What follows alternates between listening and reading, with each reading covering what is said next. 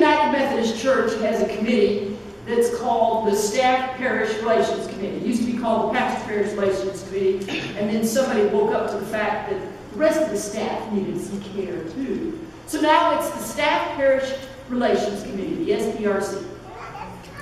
And as you might guess from the title, the Staff Parish Relations Committee is to try and make sure that communication between church staff, and particularly the pastor, and the rest of the people in the parish keeps happening. And that means that the Staff Parish Relations Committee need to have their ears open. They need to be fairly calm people. They don't get excited when somebody's uptight. But they listen to what people are saying. And they listen to what the staff, and particularly the pastor, is doing. And they say, how is this getting along? And so they may be able to say to the people of the parish, oh, well, that's just a miscommunication. This is how it's supposed to happen. But they may also then come and say, Pastor, are you aware that this perception is happening? Now, a really good SPRC will listen closely to their pastor. And after about 3 weeks of really boring sermons, they may come to the pastor and say, how long has it been since you went on vacation?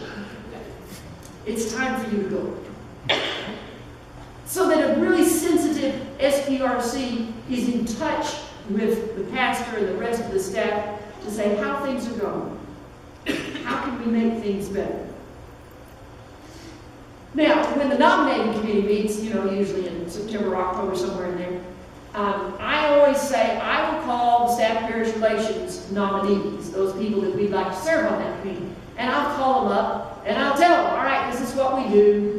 Occasionally it's very exciting to be on SPRC, but usually that's because of a pastoral change.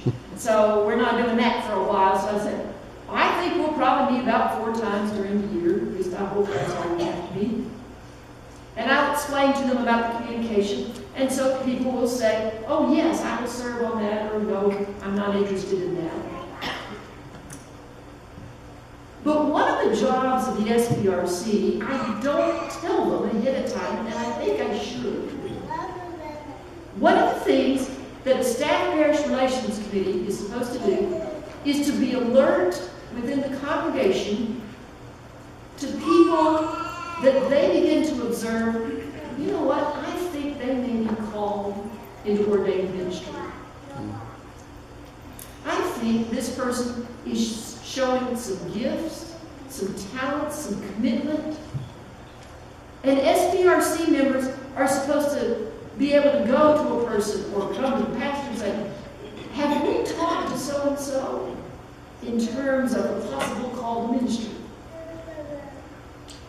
Staff Parish Relations Committee and the pastor are the first stop when someone understands themselves to be called into ministry. And so Griselda Montalban and Flor Granillo, who are our current 2 candidates, they started out by coming to me. And after we had talked, then the Staff Parish Relations Committee got together and interviewed.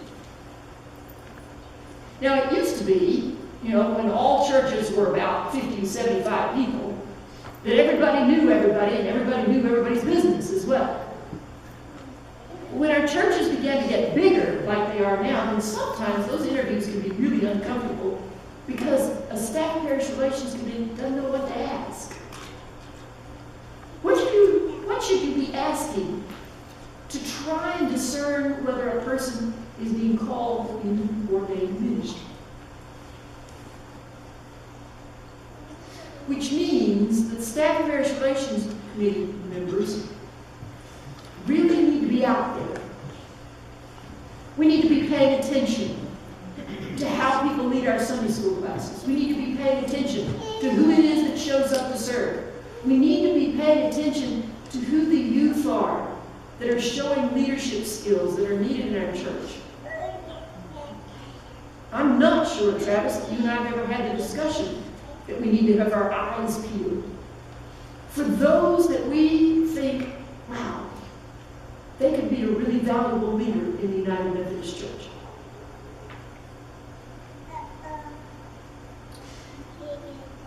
Samuel had been dedicated to God from his birth. If you go back and read those first 2 chapters, they're good chapters. If you go back and read those first 2 chapters in 1 Samuel, what you will discover is that Samuel had been dedicated to the Lord, and so his mother had taken him home and weaned him. So what, about age 3, 4, 5, somewhere in there. And then had brought him back to the temple to work in the temple itself, a temple servant.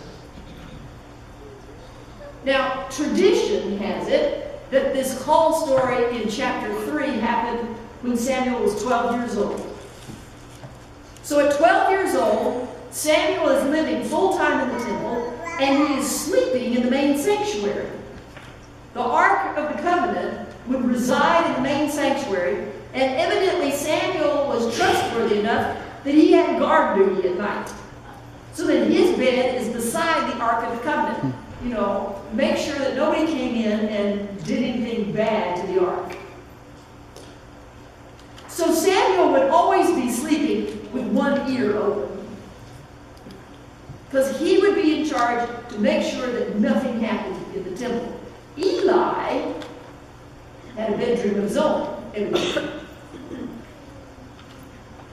Now you have to really watch it, because the biblical writers are some of the master authors of Western civilization.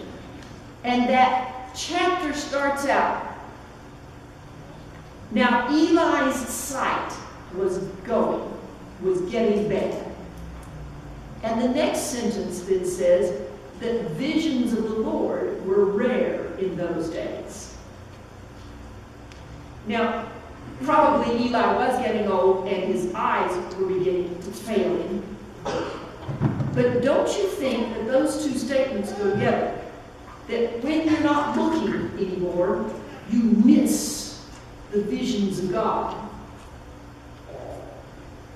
So that it may also be at a different level that this biblical writer is talking about.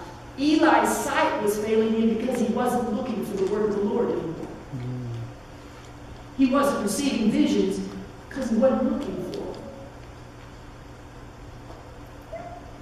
Now, if his eyes are starting to go, at that age, his ears may have started to go too. His hearing may have been a problem.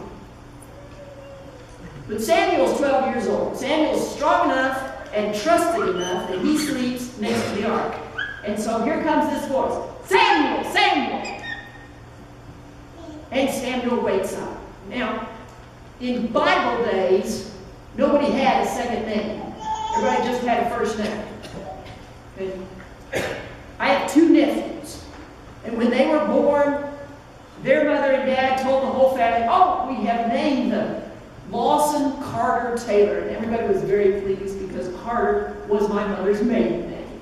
And that we were very pleased. Oh, that's a great name. And when the second nephew came, we named him Coleman Douglas Taylor. Oh, that's a great name. Douglas is the same middle name as his father, my brother. And we were all very pleased when they were born. Do you know the only times those middle names have been used since? That's right, when they were Lawson Carter, Coleman Douglas. This is the time we use middle names, right? Well, in Bible times, we didn't have middle names, so there wasn't that option. So when God was trying to get your attention, instead of using your middle name, he would say your name twice. Samuel, Samuel. And Samuel wakes up and thinks he's in trouble. So he goes running to Eli, and then he didn't run real fast. Oh man, what have I done this time? And Eli said, well, I didn't call you. Go back to bed. So Samuel goes back to bed. And the voice comes again, Samuel! Oh, rats, he thought of it. So he goes in and he's like, well, no, I didn't call you back to bed. Now, there are a couple of things right here. Because at this point, the Bible inserts a little sentence. It says, Samuel did not yet know the Lord. Now, if you've been serving in the temple from the time you were age 5 until now, and the tradition says you're age 12, how long does that mean you've been living in the temple? Hello, mathematicians. 12, thank you. 12 minus 5 is 7. About 7 years. Imagine if you lived in the church building all your life for 7 years, and you didn't know who God was. Would it occur to you that maybe you're missing something? That maybe you're not paying attention to what's going on around you. Maybe you're not listening. Maybe you're not seeing the visions that God is providing. And Eli, evidently by this time, is tired and old, and he's not seeing the visions, and he's not hearing the call either. So it takes a third time. Samuel! And Samuel runs in, and this time Eli goes, oh, wait, we're in the temple. That might be God. What a concept.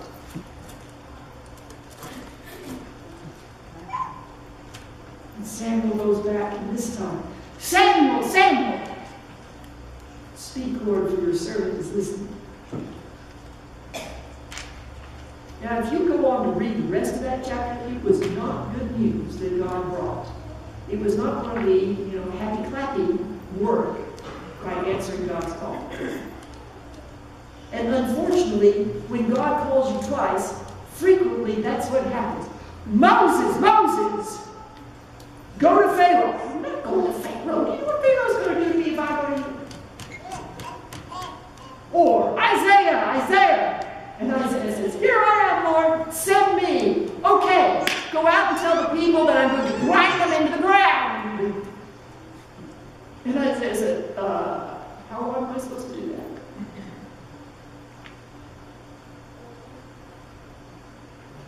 I personally think that the Samuel story is good news.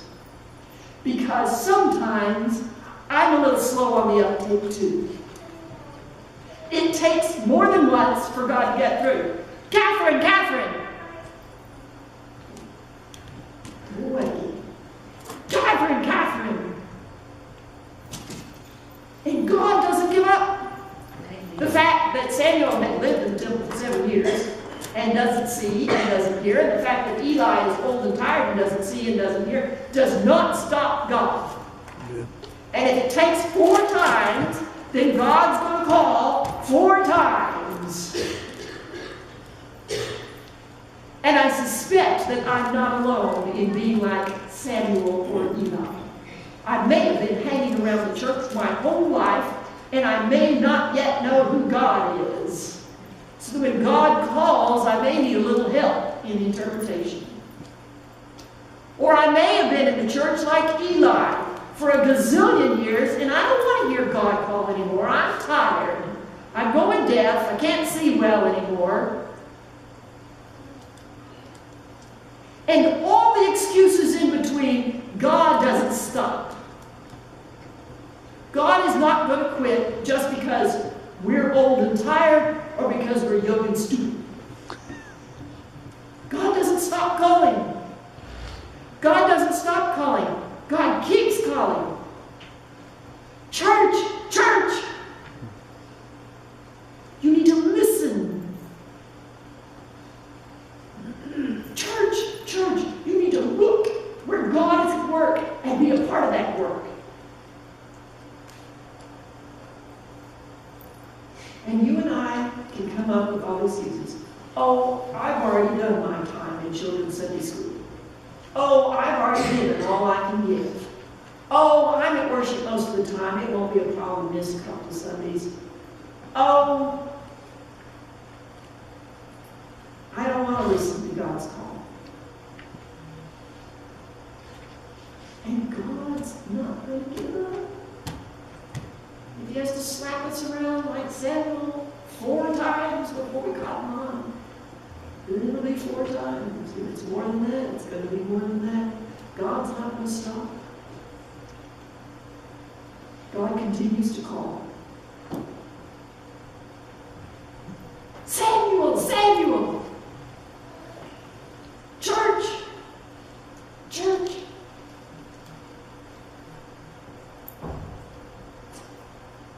And God's going to keep right on calling. And I think it's going to be best if we answer. Here I am, Lord. Send me.